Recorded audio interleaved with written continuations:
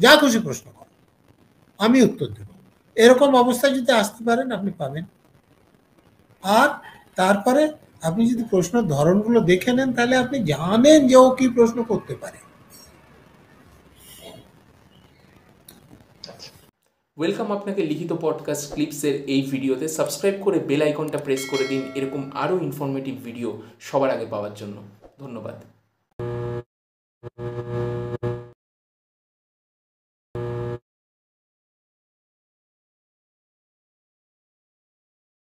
আচ্ছা, ইউপিএসসির ক্ষেত্রে আপনি তাও মোটামুটি কতদিন প্রিপারেশন করেছিলেন? আপনার তো ফার্স্ট অ্যাটেম্পটেই ক্লিয়ার হয়ে গেছিল। দেখুন, ইউপিএসসির জন্য আমি যা প্রস্তুতি নিয়েছি সেটা ইউপিএসসির জন্য। ডব্লিউবিসির জন্য আমি আলাদাভাবে কোনো প্রিপারেশন নিইনি, অন্য কোনো পরীক্ষার জন্য আমি কোনো প্রিপারেশন নিইনি। ইউপিএসসির প্রিপারেশন নিলে যে কোনো পরীক্ষা দিয়ে দেওয়া যায়, শুধুমাত্র যে কোনো স্পেশালাইজ পরীক্ষা আছে, যে ইকোনমিক সার্ভিস বা ফরেস্ট সার্ভিস বলছি না, সেখানে কতগুলো বিষয় না থাকলে পরীক্ষা দেয়, যেমন স্ট্যাটিস্টিক্যাল, ম্যাথামেটিক্স যে থাকতে হবে, বা ফরেস্টে হলে বিজ্ঞানের কিছু সাবজেক্ট থাকতেই হবে। এইগুলো ছাড়া সিভিল সার্ভিস প্রস্তুতি নিলে সাধারণ যে কোনো পরীক্ষা দেওয়া যায়। আমি অন্য কোনো পরীক্ষার জন্য কোনো প্রস্তুতি নিইনি, সিভিল সার্ভিস জন্য তৈরি হচ্ছিলাম, অন্য পরীক্ষাগুলো দিয়ে গিয়েছি, পেয়ে গেছি, চাকরি করেছি, ছেড়ে দিয়েছি, সিভিল সার্ভিস পরীক্ষা দিয়ে চাকরি করেছি। আর ডাব্লিউবিসিএস তখন তো লেখা পরীক্ষা হতো, তখন তো অবজেক্টিভ। প্রিলিমিনারি আমি বললাম, আমি যখন পরীক্ষা দিয়েছি তখন ছিল না, পুরোটা লিখিত পরীক্ষা হতো, এসে টাইপ, এবং বললাম ইংরেজিতে ওই কবিতা দিয়ে ব্যাখ্যা করতে বলতো বা প্রশ্ন করতো, মানে ইংরেজিটা তখন টাফ ছিল। এখন ইংরেজিতে গ্রামার দিয়েছে, সুবিধা হয়েছে। না, এখন যেমন কয়েকটা পেপার আছে যেগুলো আপনার মানে অবজেক্টিভ, আর বাংলা ইংলিশটা ডেসক্রিপটিভ আর অপশনাল ডেসক্রিপটিভ। তো আচ্ছা, তখন সবকটাই ডেসক্রিপটিভ। ঠিক আছে।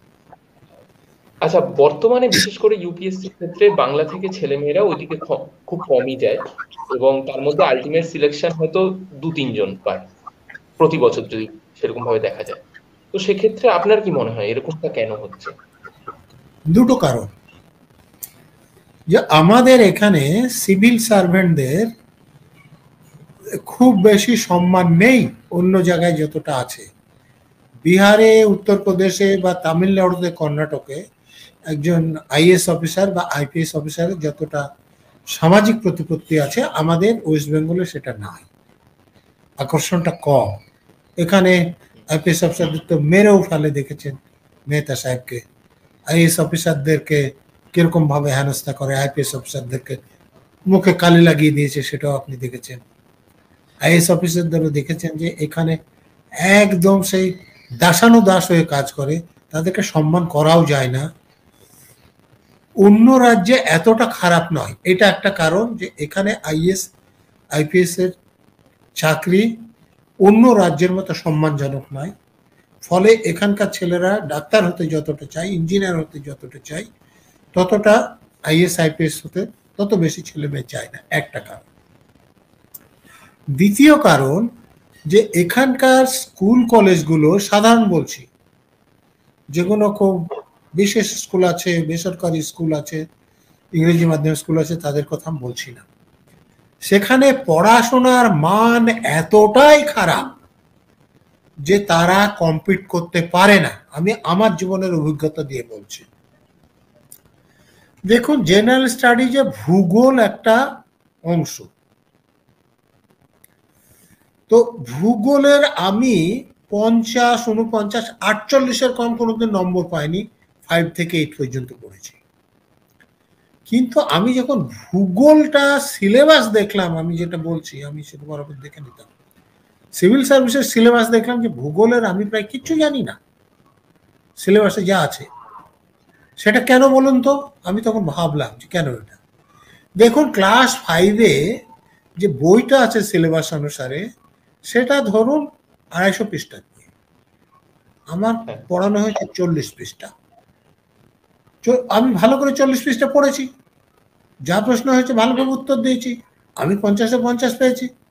কিন্তু আমি আরো 210 পৃষ্ঠা তো পড়িনি, তো সেরকমে 5 থেকে 8 পর্যন্ত আমার পড়ার কথা ছিল 1000 পৃষ্ঠা, আমি পড়েছি মাত্র 160 পৃষ্ঠা, 16%, অর্থাৎ 84% আমার অজানা।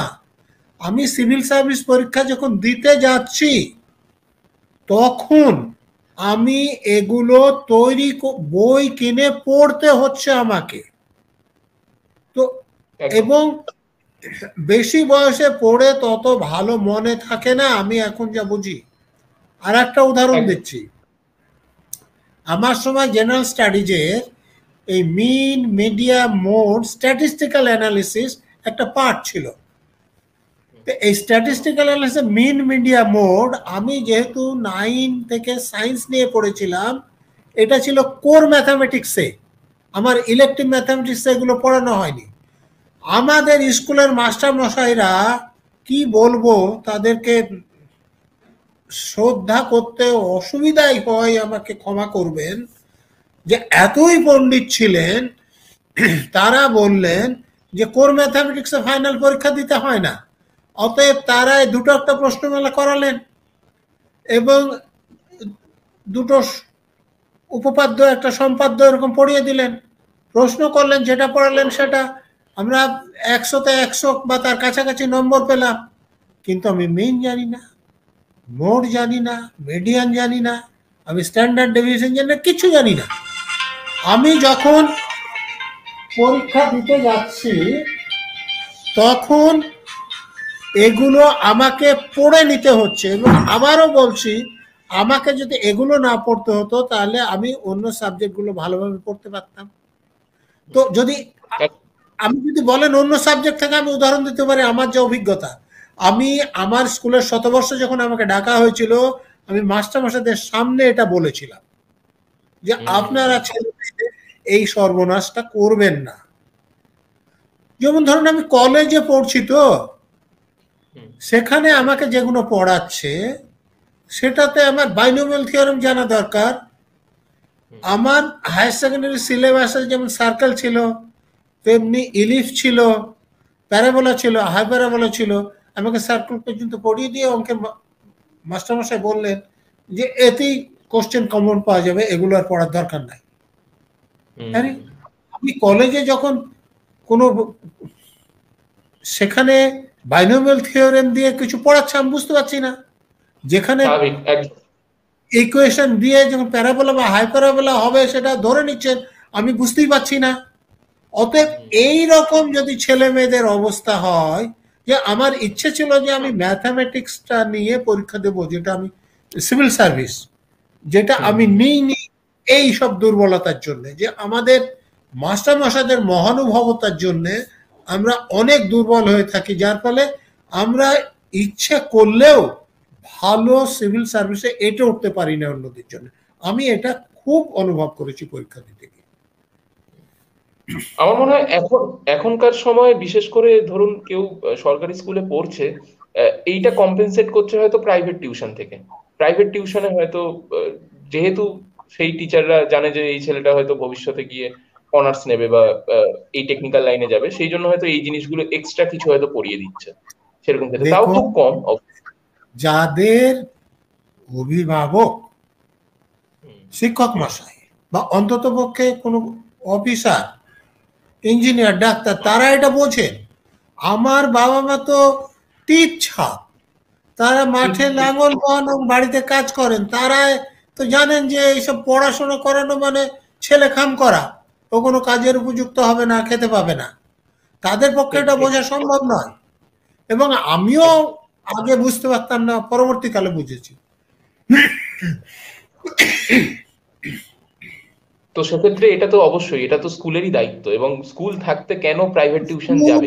কলেজেরও কটা কলেজে ক্লাস হয় আপনি দেখুন, কলেজ আছে, ছেলেমেয়েরা ঘুরে বেড়াচ্ছে, আড্ডা মারছে, মাস্টারমশাইরা বাড়িতে টিউশন পড়াচ্ছেন, দেখে নেওয়া কেউ নেই, পুরো বেতন নিচ্ছেন কিন্তু কোনো কাজ করছেন না। দেখুন আমার ছেলে মেয়েকে আমি যে স্কুলে পড়াচ্ছি, ইংরেজি মাধ্যম স্কুলে, সেখানে পড়ানো দেখিয়ে এখন আমার মনে হয় যে আমার যদি এই সুযোগটা থাকতো তাহলে আমার অবস্থা এতটা খারাপ হতো না। তবুও মানে ওরকম জায়গা থেকে উঠে এসে আইপিএস, অসাধারণ। না, এটা আহ, করা কিন্তু খুব শক্ত। আমি বললাম না যে আমাকে যেটা ক্লাস 5-এ পড়ার কথা ছিল সেটা সিভিল পরীক্ষা আমি যখন দেখছি বিএসসি পাস করার পর তখন পড়তে হচ্ছে। তো তাহলে আমার যে পড়তে হচ্ছে সেটা অনেক বেশি হয়ে যাচ্ছে। আর আমার তো ক্ষমতার একটা সীমাবদ্ধতা আছে, আমার সময়ের একদম। সীমাবদ্ধতা আছে, আমার বাড়তি সীমাবদ্ধতা। আমি চাকরি করতে করতে পরীক্ষা দিচ্ছি, অতএব হ্যাঁ, আমাকে এটা চাকরিটাও করতে হচ্ছে। True true true true. আচ্ছা, আপনি যেমন বললেন যে কেউ যদি সিরিয়াস হয় তো তার ক্ষেত্রে কোচিংটা উপযোগী নয়।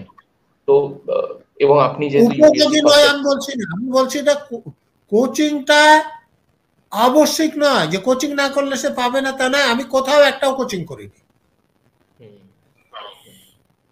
এবং একদম। আমি চাকরি চাকরি করতে করতে পরীক্ষা দিয়েছি, মানে কোনো কাজ করতে করতে পরীক্ষা দিচ্ছি। আমি ফ্রি, বাবা মার আর্থিক অবস্থা এমনটা ছিল না যে আমি ফ্রি ভাবে তৈরি হব তারপরে পরীক্ষা দেব।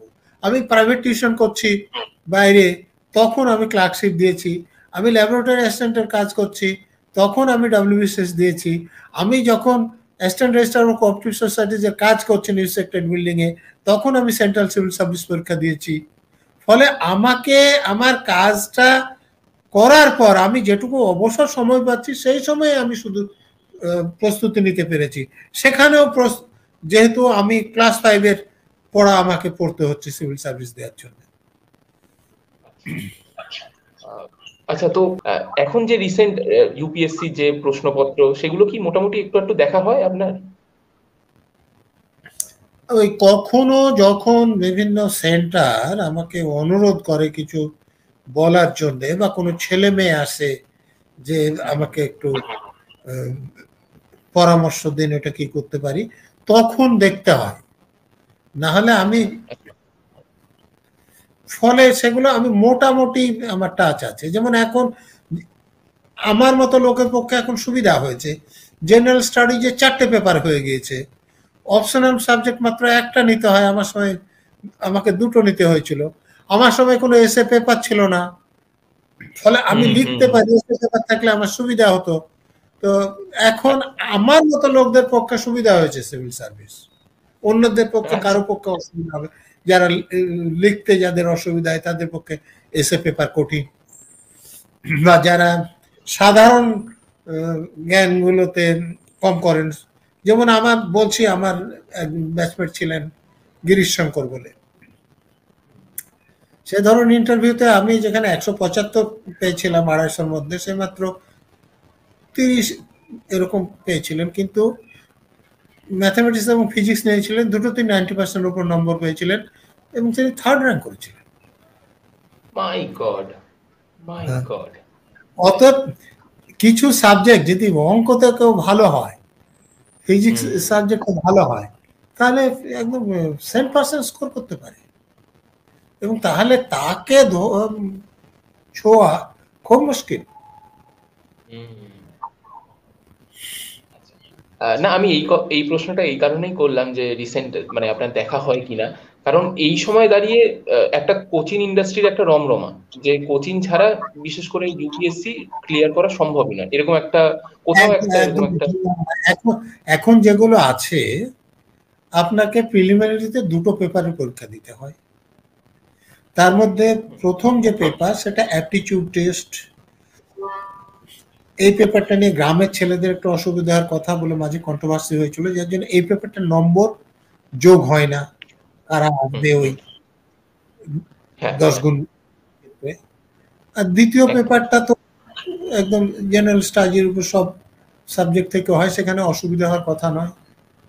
একদম একদম। অত প্রিলি যখন হয়ে গেল মেন পরীক্ষা, তো আমি বলছি আমার, আমি যেরকম ভাবে ভাবি তাতে সুবিধা হয়েছে যে আপনাকে মেন পরীক্ষায় ইংলিশ আপনাকে একটা পেপার থাকবে এবং রিজিনাল ল্যাঙ্গুয়েজ, সেটা আপনি বাংলা নিতে পারেন, হিন্দি নিতে পারেন।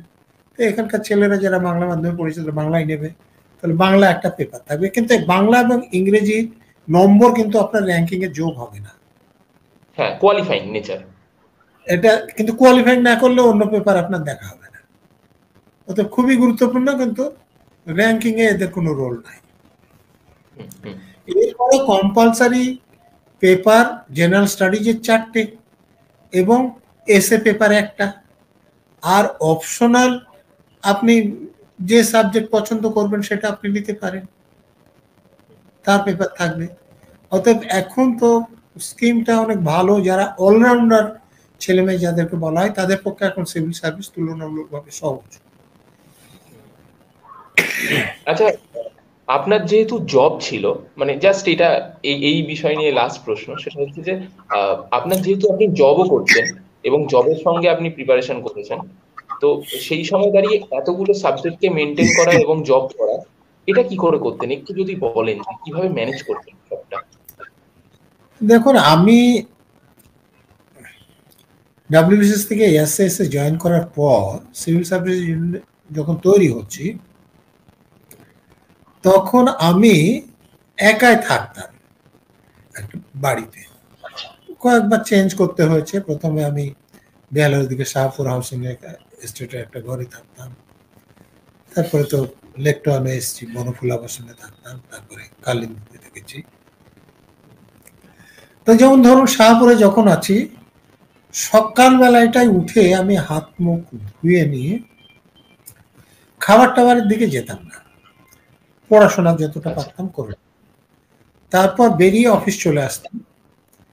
অফিসে এখানে হোটেলে খেয়ে নিতাম, খেয়ে দিয়ে অফিসটা যেমন শেষ হতো আমি ন্যাশনাল লাইব্রেরিতে চলে আসতাম। তো সেখানে আচ্ছা, পরিবেশটা খুব ভালো থাকতো। আমি ন্যাশনাল লাইব্রেরিতে তার আগে থেকে মেম্বার ছিলাম, এখনো যাই মাঝে সাঝে, এখন রেগুলার যাওয়া হয় না, কিন্তু আচ্ছা। তখন আমি রেগুলার আচ্ছা, একটা ন্যাশনাল। একটুখানি আটকাচ্ছি। আহ, আমিও ন্যাশনাল লাইব্রেরিতে যাই, যদি কখনো আপনি যান দেখা হবে নিশ্চয়ই। তো ন্যাশনাল প্লিজ। লাইব্রেরিতে আমি পড়াশোনাটা রাত্রির করে নিতাম, আচ্ছা, করে নিয়ে আমি বাড়ি ফিরতাম। বাড়ি ফেরার পর আমি খুব ভালো খাবার তৈরি করার সুযোগ আমার ছিল না, যার জন্য খুব সাধারণ, ধরুন আমি মসুর ডাল সিদ্ধ, আলু সিদ্ধ, ডিম সিদ্ধ প্রেসারে একই সঙ্গে চাপিয়ে দিলাম, মিনিট 10-এর মধ্যে হয়ে গেল, খেয়ে নিলাম।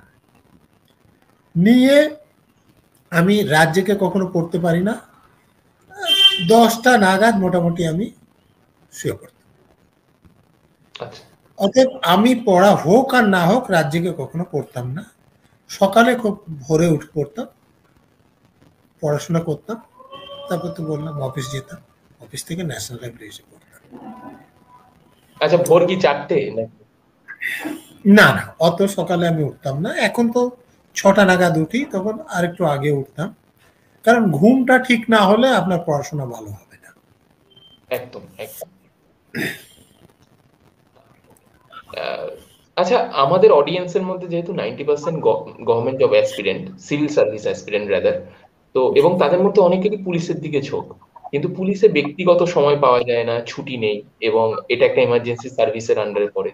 তো যেহেতু এইসব নিয়ে তেমন ইনফরমেশন পাওয়া যায় না, সেই জন্য সবাই মানে চয়েস করার আগে খুব দ্বিধাদ্বন্দ্বে থাকে। তো আপনার যেহেতু এত সুদীর্ঘ একটা ক্যারিয়ার, তো you are the best person to answer this question. তো আপনি যদি একটু রিয়েলিটিটা বলেন যে অ্যাকচুয়ালি কি ব্যক্তিগত সময় একেবারেই পাওয়া যায় না, বা পেলেও কতটা পাওয়া যায়, একটু যদি বলেন আপনি। দেখুন, একদম পাওয়া যায় না এটা ঠিক নয়, তবে অনেক সময় সময় নিয়ে টানাটানি হয়। যখন আমি বলছি ডিসি হেডকোয়ার্টার ছিলাম আমি 2 বছরের একটু বেশি সময়, এখন পোস্টটা আপগ্রেড করা হয়েছে, জয়েন্ট সিপি হেডকোয়ার্টার করা হয়েছে। তো ডিসি হেডকোয়ার্টার আমার দেখা আইপিএস অফিসারদের যত পদ আছে ব্যস্ততম পদ বলে আমার মনে হয়েছে। কারণ ডিসি হেডকোয়ার্টার কমিশনারের পক্ষ থেকে শহরের ল অ্যান্ড অর্ডার যাবতীয় অ্যারেঞ্জমেন্ট, যে ফুটবল খেলা হবে অ্যারেঞ্জমেন্ট ডিসি হেডকোয়ার্টার করবে, আপনার ক্রিকেট ম্যাচ হচ্ছে অ্যারেঞ্জমেন্ট ডিসি হেডকোয়ার্টার করবে, দুর্গা পুজো হচ্ছে ডিসি হেডকোয়ার্টার করবে, মহরমের মিছিল হবে ডিসি হেডকোয়ার্টার করবে, ল অ্যান্ড অর্ডার পুরোটা ডিসি হেডকোয়ার্টার দেখতে হবে। ধরুন দুর্গা পুজোর সময়ের কথা বলি, আমার কিন্তু এটা খারাপ লাগতো না এই কাজটা করে, যেহেতু সারা রাত রাস্তায় লোকজন থাকে, ফ্রেন্ডলি ক্রাউড। দুর্গাপুজোতে আমি ফিল্ড ডিউটি করেছি। তো কন্ট্রোল রুম আমাদের সারাদিন কাজ করে, কন্ট্রোল রুম ডিসি হেডকোয়ার্টার অধীনে থাকে। তা আমি কিন্তু আচ্ছা সারা রাত কন্ট্রোল রুমে থাকতাম। এখন যারা আছে তাদের সঙ্গে আপনি কথা বলতে পারেন যে সারা রাত থেকে আমি কন্ট্রোল রুম থাকতাম। কারণ আচ্ছা কোনো ঘটনা হলে আমাকে ঘুম থেকে তুলবে, তুলে পরামর্শ নেবে এরকম নয়। তারপরে আমি ধরুন বাড়িতে আসছি সকালবেলায়, একটুখানি কোনো রকমে যাকে ন্যাপ বলে, ঘুমানো তো যায় না, সেটা করে নিয়ে স্নান খাওয়া করে আবার অফিসে চলে আসছি। সারা দিন কাজ করতে হচ্ছে এবং ডিসি হেডকোয়ার্টারের আগে যেরকম ছিল এখন আমি জানি না, কয়েক হাজার সই করতে হয়। মানে ডিসি হেডকোয়ার্টার কনস্টেবল থেকে সাব ইন্সপেক্টর, সার্জেন্ট এদের অ্যাপয়েন্টমেন্ট দেয়, এদের ট্রান্সফার পোস্টিং করেন এবং যে কোনো যেমন বাড়ি আছে কি কোথাও কার ঘর দরকার, ঘরের অ্যালটমেন্ট করতে হবে, ঘরের অ্যালটমেন্ট ক্যান্সেল করতে হবে, এই সবগুলো ডিসি হেডকোয়ার্টার দেখতে হয়। ফলে খুবই ব্যস্ত থাকে, কিন্তু আমার কখনো এটা খারাপ লাগেনি। আমার ভালোই লাগতো যে আমি একটা দায়িত্ব পালন করছি এবং আমি এর যে করছি, আমার লোকেরা যে করছেন তার ফলে শহরের লোক নিরাপদে ঘুরছে এবং তারা নিরাপদ আছে, ভালোই লাগতো। এবং আর একটা উদাহরণ দিই তাহলে আপনার পরিষ্কার হবে। হ্যাঁ হ্যাঁ প্লিজ। আমি যখন ডিসি হেডকোয়ার্টার ভূমিপুত্র বলে উপন্যাসটা আমার ধারাবাহিকভাবে কাগজে বেরোচ্ছে, তো ওর মধ্যে তো আমি সময় করে উপন্যাস লেখার সময় পেতাম, অতএব সময় বের করে নিতে হয়। এবং আমি এ পর্যন্ত আমার প্রায় 120টা মতো বই পাবলিশ হয়েছে।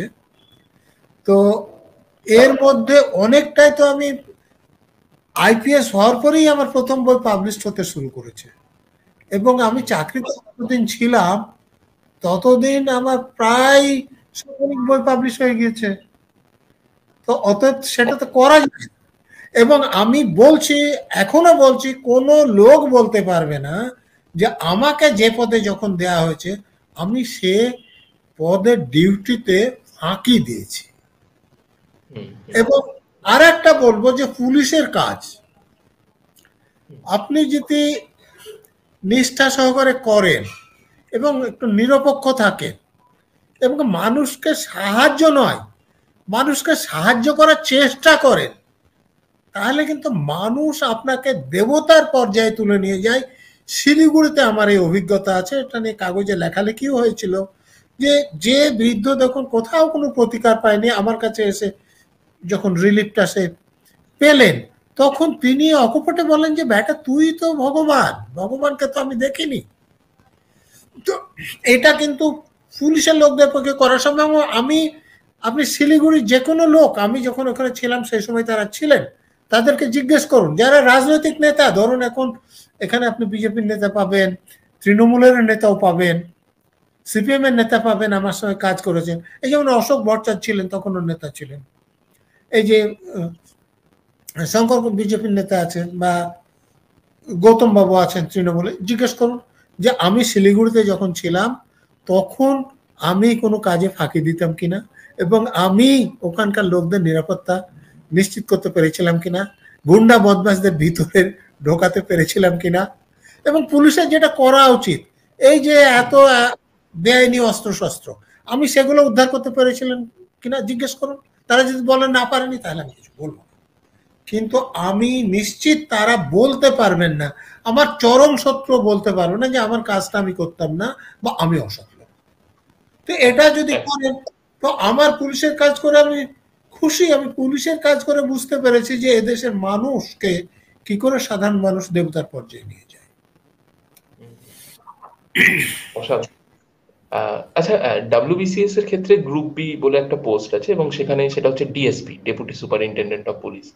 তো আপনি কি কিছু আইডিয়া দিতে পারবেন যে মানে একজন আইপিএস হয়ে প্রফেশনাল হিসেবে ঢুকছে আর একজন ডিএসপি হিসেবে ঢুকছে, তো মোটামুটি এই যে ডিএসপি মানে এটা কতটা বিজি পোস্ট বা কেমন এটার, আপনি কি কিছু আইডিয়া দিতে পারবেন এটার ব্যাপারে?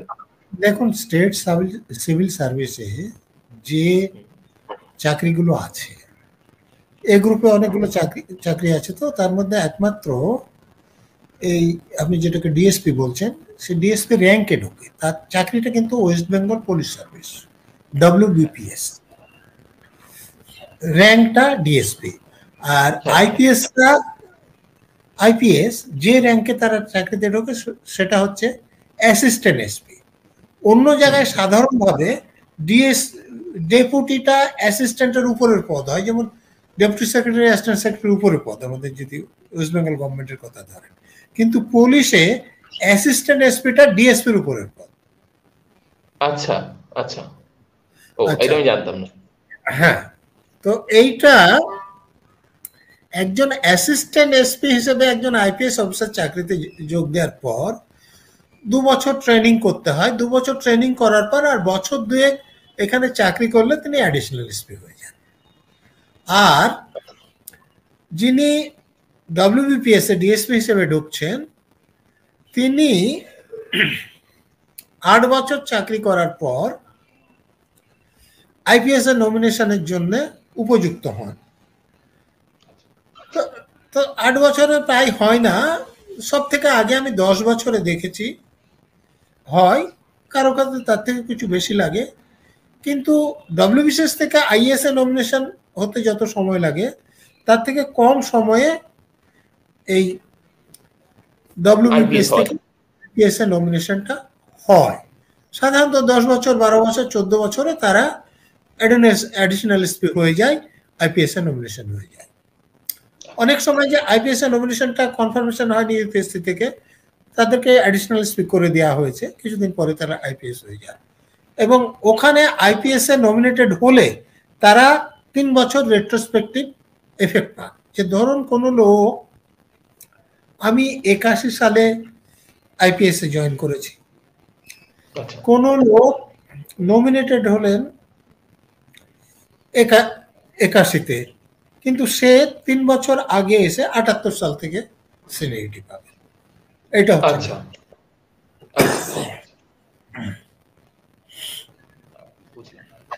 আর ডিএসপি সাধারণত পুলিশ ডিস্ট্রিক্ট হেডকোয়ার্টারে ডিএসপি হেডকোয়ার্টার বা ডিএসপি ডিএনটি এরকম পদে পোস্টিং করা হয়, কিন্তু তাকে একদম প্রথমেই এসডিপিও করে পোস্টিং করতেও আপত্তি নেই, খুব কম ক্ষেত্রে করা হয়, কিন্তু করা হয়। আইপিএস অফিসারদেরও প্রথম পোস্টিং র্যাঙ্ক তার এএসপি, কিন্তু তাকে এসডিপিও পদে বসানো হয়। তো তারা 2 বছর পরে অ্যাডিশনাল এসপি হয়। এই ডিএসপিরা এসডিপিও করলেও তারা ওই 10 বছর বা এরকম পরে অ্যাডিশনাল এসপি হয়। আচ্ছা, সম্পূর্ণ ভিডিওটি শেষ পর্যন্ত দেখার জন্য ধন্যবাদ। এবং যদি ভিডিওটি ভালো লেগে থাকে তাহলে একটা লাইক করে দিন এবং সাবস্ক্রাইব করে দিন, যাতে এরকম আরও ভিডিও আপনি সবার আগে পেতে পারেন। এবং কমেন্ট করে জানান কেমন লাগলো বা আপনার কি মতামত এই ভিডিওটা সম্পর্কে, এবং বন্ধুবান্ধব সবার সাথে শেয়ার করতেই পারেন। Thank you.